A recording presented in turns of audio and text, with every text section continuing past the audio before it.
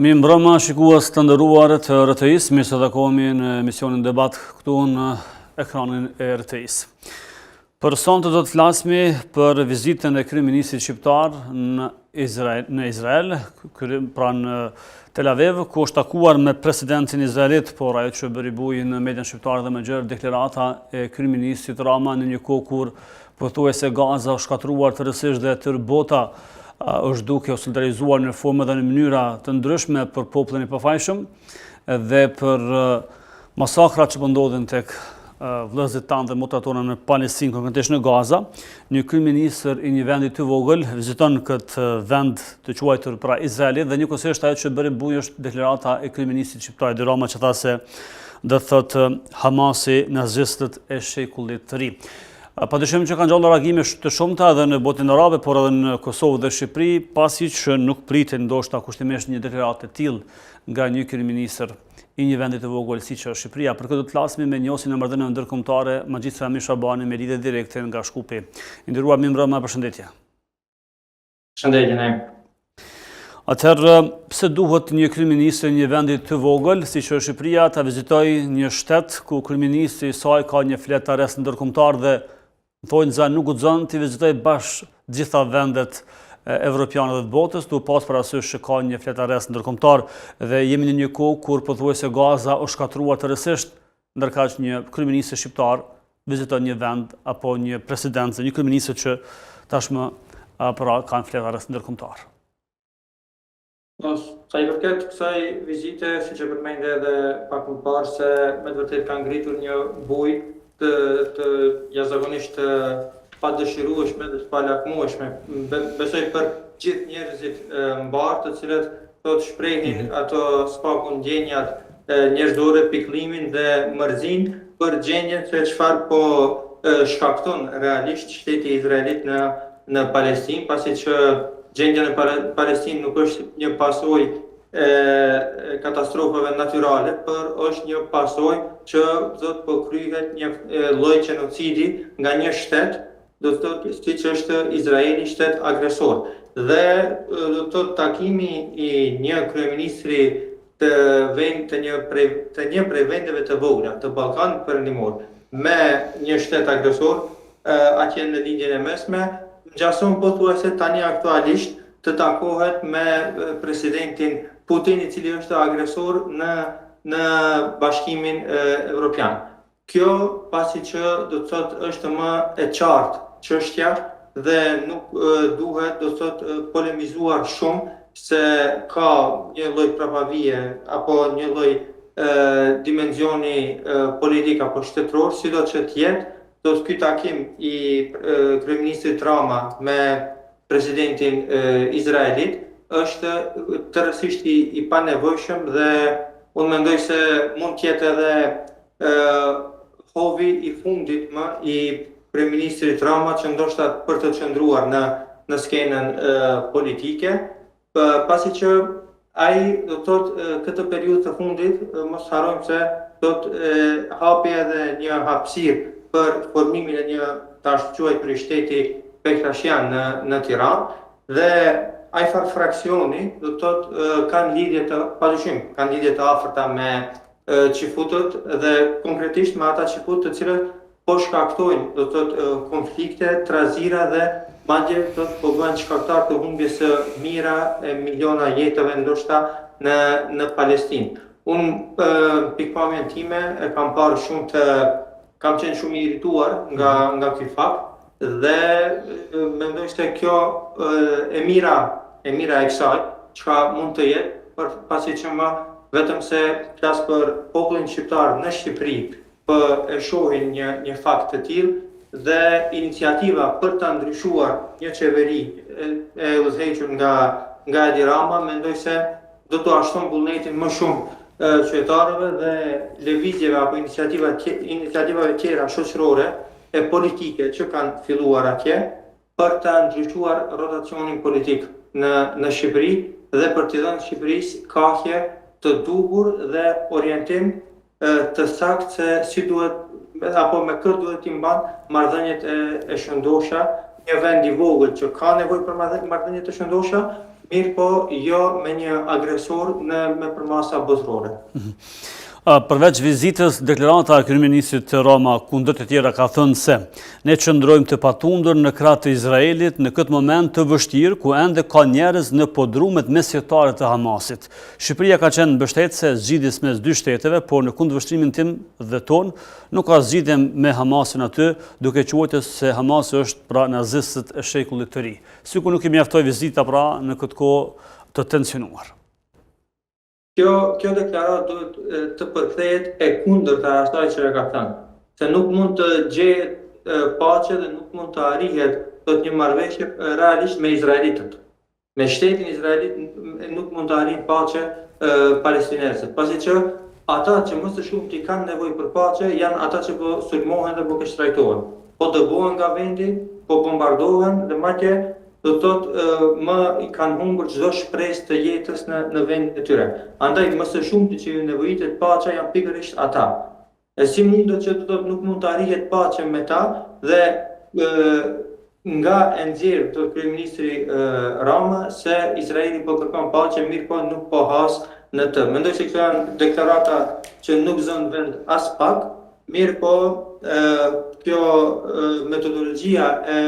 të mbajturit me të fortin, do të thotë që është në përmasa ndërkombëtare Izraeli, do të i shtyn liderët politik të vendeve të vogla të japin edhe kësaj lloj deklaratash të cilat fare nuk përkojnë me realitetin. Çështja e Hamasit sa i përket se e shpallin si organizatë terroriste, unë nuk i përkas këtij mendimi për faktin se edhe disa prej shteteve të Lindjes së Mesme nuk e kanë konsideruar të tillë. Njëra prej tyre është edhe Republika e Turqisë, ku Hamasi nuk e konsideron si organizatë terroriste, se sikur të ishte e tillë, atëherë shumë organizata dhe iniciativa të ndryshme që kanë ndodhur në rajone, disa prej tyre edhe në vendin tonë në Ballkanin Perëndimor, siç kanë qenë këto ushtrisë shërimtare të ndryshme edhe në kemi pasur në Maqedoninë e Veriut, edhe në Kosovë, atëherë do u deshka të quheshin organizata terroriste pasi që kanë luftuar për të drejtat e tyre. E njëjta ngjan edhe atje, pasi që po kanë luftuar dhe akoma po luftojnë për të drejtat e tyre, për tokën e tyre e cila po uzurpohet vazhdimisht nga izraelitët. Është, do të thotë, kryeministri izraelit para gjykatës ndërkombëtare i akuzuar, mirë po akoma do të nuk i është përcaktuar një vendim i prerë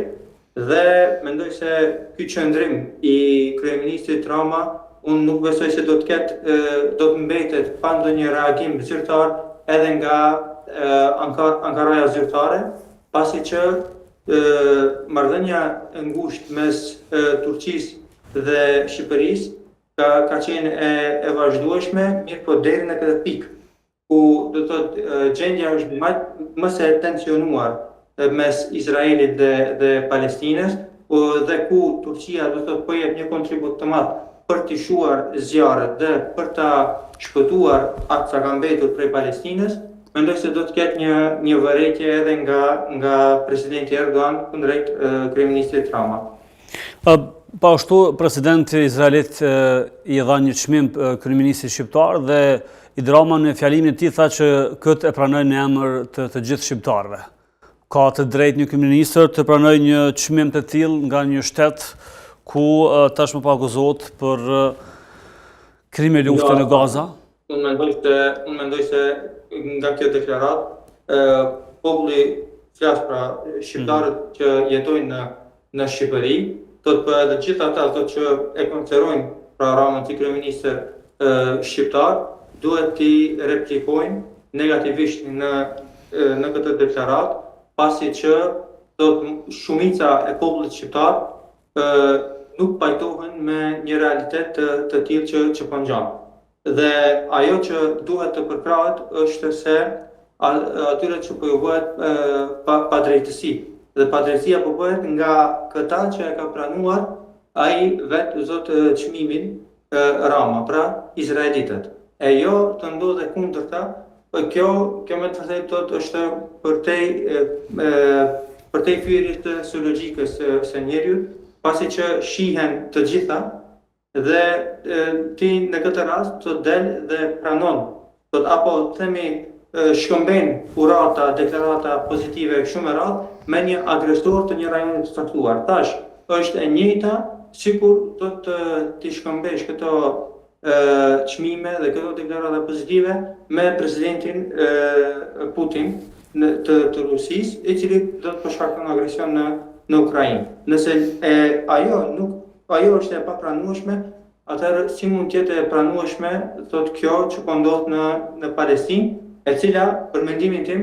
është shumë më afatgjate që ngjan në Palestinë, shumë më me përmasa botërore dhe as pak politike siç është politizuar çështja e Ukrainës. Po, është edhe atje deri në një farë forme agresion, konflikt e kështu me radhë, mirë po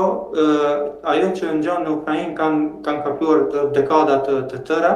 dhe kjo periudhë e fundit po shihen ngjarjet edhe më të freskëta edhe më shumë dhe del një kryeministër si Rama, se një shteti të vogël të Ballkanit Perëndimor ku kanë shumë çështje të pazgjidhura mes vete dhe në kundrejt Bashkimit Evropian, mendoj se është tërësisht e panevojshme. Çfarë mund të përfitojë Shqipëria në këtë rast, të pas parasysh raportet mes Shqipërisë dhe Turqisë, konkretisht mes kryeministrit shqiptar dhe presidentit Erdogan, kanë qenë mjaft, domethënë, të mira, nëse mund themi, mes dy personave që udhëheqin pra shtete të ndryshme që një kohë të gjatë,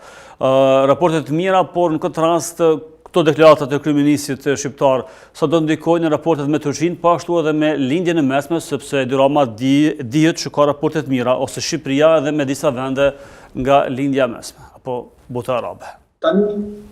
Tani shikuar raportet ndarës, veçmas, sepse disa prej shteteve të lindjes së mesme nuk janë që do të thotë kanë shprehur vullnetin pozitiv për ta ndihmuar Palestinën. Madje janë shumë të heshtur, ndonjëherë heshtja deklaron se pajtimin e asaj se çfarë po ndodh në Palestinë. Prandaj marrëdhëniet e mira që ka pasur me disa prej shteteve arabe mund të vazhdojnë kryeministrit Rama, për shkak se nuk mërziten as ata dhe as ky për çështjen në Palestinë. Ndërsa sa i përket marrëdhënieve me Turqinë, thash mund së paku të ketë një deklaratë zyrtare apo një vërejtje zyrtare nga qeveria apo nga presidenca e Turqisë për këtë paraqitje të Ramës dhe këto deklarata që ai sot i ka sajuar, i ka renditur pra për Izraelin, për presidentin Izraelit dhe pyetje që ka bërë për Hamasin, pra bëhet fjalë për palestinezët normal. Unë mendoj se mund të ketë edhe zbehje të marrëdhënieve mes tyre, edhe pse politika e bën të vetën, asgjë nuk është e çuditshme, mirë po deri në këtë pikë, kur ka arritur, pra them, ndoshta ajo pika e icebergut, ku Turqia po kontribuon si në aspektin diplomatik, po në atë ushtarak, për ta shkuar konfliktin në Palestinë. Dhe nga ana tjetër, një shtet mik i Turqisë, siç është Shqipëria, krijon raporte miqësore me agresorin e atij rajoni, nuk besoj që nga presidenti Erdogan do të mbetet pa ndonjë përgjigje pra në aspekt të vërejtjes për kryeministrin Rama. Atëherë, po mbesmi tek lindja mesme, por jo me Shqipërinë, po dalim tek zhvillimet në Gazë dhe reagimet fatikisht të një pjesë të vogël të faktorit ndërkombëtar, edhe njëkohësisht të disa vendeve të Bashkimit Evropian, këtë rast ku Hungaria pra e priti kryeministrin izraelit duke e gjuajtur, nëse mund themi, në plehera vendimin e arrestimit përmbajtjes së fletarësit ndërkombëtar nga gjykata ndërkombëtare. Si e shihni këtë ku një shtet jo dhe aq i njohur në këtë rast, jo aq i fortë, të mos e ketë parasysh një vendim të tillë nga gjykata dhe njëkohësisht reagimet e ndërkombëtare. Për shembull, kancelari në largim gjerman tha që nuk do të paramendojë një arrestim të Netanyahut. Ndërkaq kemi reagime të ftofta edhe të botës arabe, edhe nga vende të tjera sa përket zhvillimeve apo krimeve që po ndodhin tek populli i pafajshëm në Gazë të Palestinës. Po, Hungaria edhe e ka dekoruar do të kryeministrin izraelit me një takim që kishte në Hungarinë në një prej universiteteve të Budapestit dhe kjo dëshmon do të thotë edhe kahjen gjeopolitike të disa shteteve të vogla, të cilat kanë nevojë për imun të fuqisë politike në disa rajone dhe të ketë ndikim, ndoshta Hungaria për të pasur ndikim në Bashkimin Evropian, të forcon një lidhje direkte me Izraelin, sepse shihet se Bashkimi Evropian tani po zbej raportet me SBA-n, ndërsa prej shteteve të Bashkimit Evropian, siç është Hungaria, kemi edhe qëndrimin e shtetit të Maqedonisë së Veriut, por ndoshta jo shumë i rëndësishëm, por Hungaria do të si një shtet për brenda Bashkimit Evropian dhe që ka kryesuar për një vit me Këshillin Evropian, është një shtet që afërsia me Izraelin de facto jep të nënkuptohet se kanë edhe një afërsi me SBA-n, pavarësisht se Bashkimi Evropian ndoshta mund të shkëputet nga marrëdhëniet e afërta apo partneritetin strategjik që ka me SBA-n dhe kjo mund të sjellë deri edhe në shpërbërjen e Bashkimit Evropian, flas për një periudhë më afatgjate mund të ndodhë kjo, po duke i parashikuar këto gjëra, shtetet e vogla fillojnë të lidhin marrëdhëniet e tyre me disa prej vendeve që kanë ndikim në arenën ndërkombëtare, duke mos u indeksuar fare se sa ai shtet është agresor dhe shkaktar i krijimit të konfliktit nëpër masa ndërkombëtare në një rajon të caktuar. Mos harrojmë se Hungaria ka edhe afërsi dhe ndoshta deklarata më të buta kundrejt Rusisë, duke konsideruar si agresorin e afërt të Bashkimit Evropian. Dhe nga ana tjetër, kancelarin në ikje gjerman kanë afërsi të direkte me Izraelin. Andaj edhe shprehen si të paimagjinuara arrestimin e kryeministrit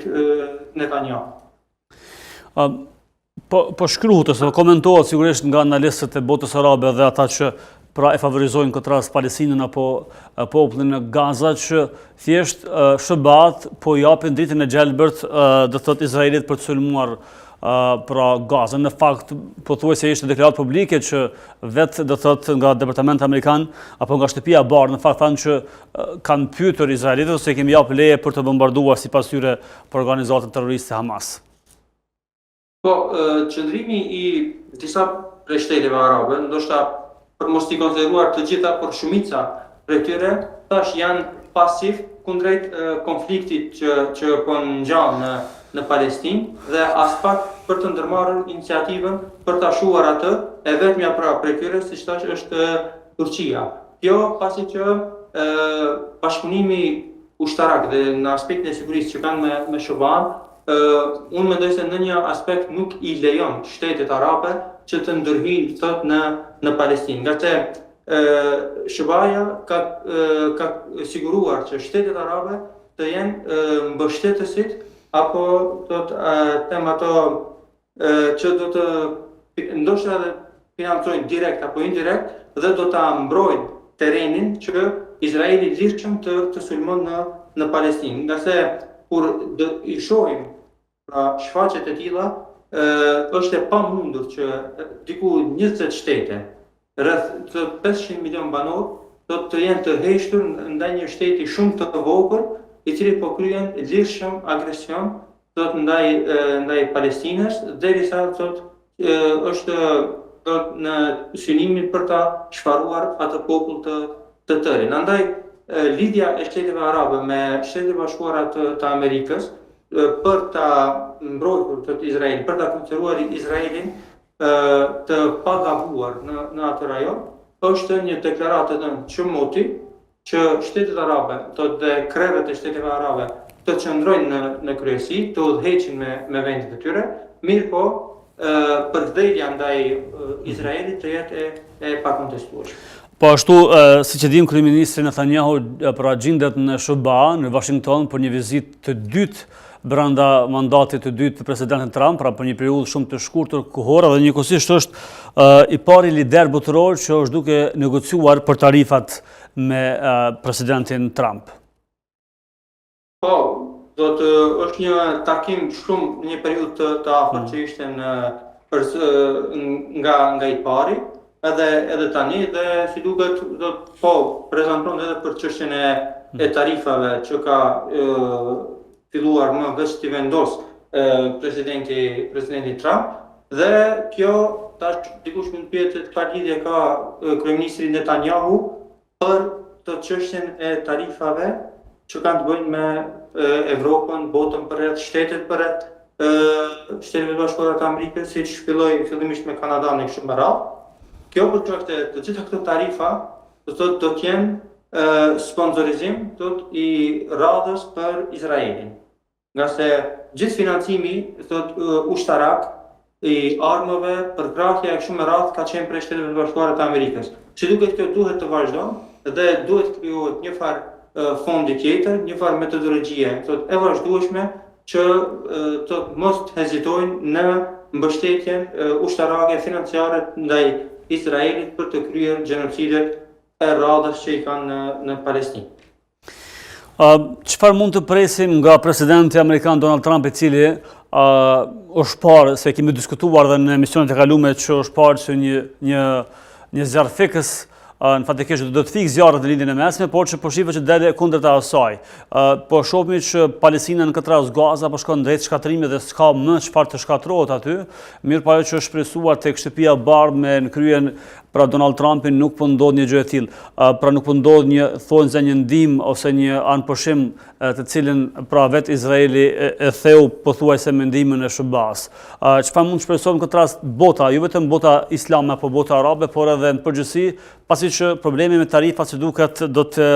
nisë një luftë ekonomike edhe me Kinën, po ashtu edhe me vendet më dha në botë. Unë mendoj se çështja e multipolaritetit më vetë se duhet të funksionojë me një shpejtësi më të pazakontë, përsa nga ajo që është filluar disi të funksionon. Kur them ajo multipolaritetit është qëllimi që çdo rajon të konsideron problemin me të cilin haset për brenda tij. Konkretisht pra lindja e mesme nuk ka më se çka të pret, apo nuk i nevojitet diçka të pret nga Shtetet e Bashkuara të Amerikës, kur drita jeshile vazhdimisht i jepet Izraelit pikërisht nga Washingtoni zyrtar për të kryer gjenocidet dhe sulmet në Palestinë. Nëse në një pjesë të botës SBA konsiderohet paqebërse, mos harrojmë se nga pjesa tjetër vuajnë njerëz, jetë të tëra dhe shkatrohen vende pikërisht me dhënien e dritës jeshile po nga ky vend. Andaj shtetet arabe, të cilat nuk janë të pakta, si nga aspekti financiar, po edhe nga aspekti ushtarak, po edhe popullsia e atij vendi, po edhe historikisht fuqia e tyre, duhet të mobilizohen që këtë agresor që e kanë në mesin e tyre shumë të vogël, mirë po me probleme serioze në mesin e tyre, duhet ta shuajë një herë e përgjithmonë. Shtetet vullnetar më vetë se e kanë Turqinë dhe Katarin, mirë po janë edhe 18 shtete apo 19 shtete tjera përbrenda Shteteve Arabe që duhet marrë iniciativën për ta kryer këtë problematikë që kanë brenda rajonit një herë e përgjithmonë, e jo të presin nga ana tjetër e botës se çka do të deklarohet për të vepruar në lindjen e mesme. Atëherë nderuar, faleminderit që ishe pjesë e këtij debati përmes kësaj lidhje të drejtë për drejtë. Faleminderit dhe juve, mësim. Faleminderit shumë. Të nderuar miq të RTI-s dhe të emisionit debat në RTI, ishim në lidhje të drejtë për drejtë me Magjistër Amir Shabanin, njohës i marrëdhënieve ndërkombëtare, ku diskutuam rreth vizitës së kryeministrit shqiptar Edi Rama në Izrael dhe deklarata e tij shokuese ku tha se do thot Hamasi nazistët e shekullit të ri dhe duke dhënë mbështetje njëkohësisht shtetit të Izraelit që ka ngjallur reagime se përket deklaratave të tij në raport me zhvillimet e fundit dhe me vrasjet në Gaza të Palestinës. Do të takohemi herën tjetër dhe atë hemi mbeshje e ju vazhdoni të qëndroni me programet RTI-s.